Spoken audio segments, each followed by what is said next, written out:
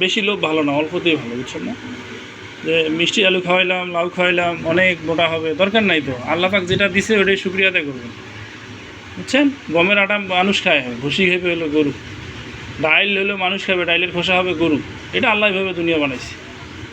আপনি যদি উল্টাই দেন যে ডাইল গরুরে খাওয়াবেন, নিজে ভুসি খাবেন, তো কেমনি হলো, বুঝছেন না? এই যে দেখেন কাঁঠালের ভর্তা খাওয়া কী অবস্থা। ষাঁড় গরু আপনি 2 দিন পরে বিক্রি করে দিতেন, 1 লাখ টাকা দাম, মিনিমাম 1,20,25,000 টাকা। দেখেন কী অবস্থা।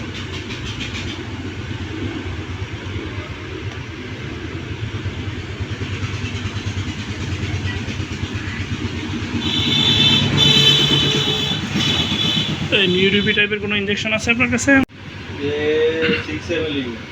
নিয়ে আসেন। নিউরোবি আছে না থাইরয়েড? নিউরোবি নিয়ে আসেন। না, আমি সবসময় বলি যে গরু নর্মালি যেটা মোটা তাজা হবে দরকার নাই তো। আপনি নর্মাল খাবার খাওয়ান, কোনো কিছুতে অতি লোভ ভালো না। কাঁঠাল মাঠাল এগুলো খাওয়াবেন কেন গরুরে? আর ভাত এগুলো খাওয়ানোর দরকার নেই, ওইটাও দরকার নাই, বুঝছেন? আলুও খাওয়ানোর দরকার নেই গরুকে। দরকার কি এত লোভ? দরকার কি? হ্যাঁ, গরু তার হাতি হয়ে না, গরু গরুই থাকবে, বুঝলেন? নেই 5,000 টাকা দাম বেশি পাবেন, এটা মাংসে দিতে হবে। দাঁড়ান, আমি এখান থেকে বের হই না, এটা তো আমাদের মার। চাপ দেন, চাপ দেন, পেটে চাপ দেন।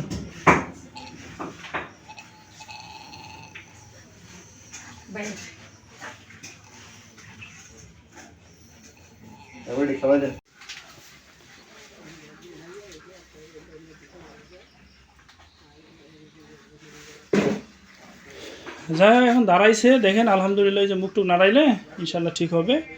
আর আল্লাহর হস্তে ভুল করো, দয়া করে আপাতত কোনো কুড়া, ভুসি, ভাতের মার, জাও ভাত কিচ্ছু খাওয়াবেন না, বুঝছেন? সাথে খালি পাতা টাতা দিবেন, ঘাসা ঘাস দিবেন এখন আপাতত।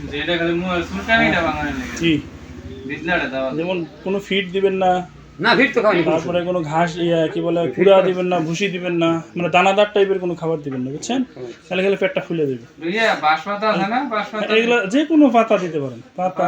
ওই যেমন সে জাবর মুখ নাড়াইতেছে, এটাই হলো খুব ভালো একটা জিনিস, ঠিক আছে?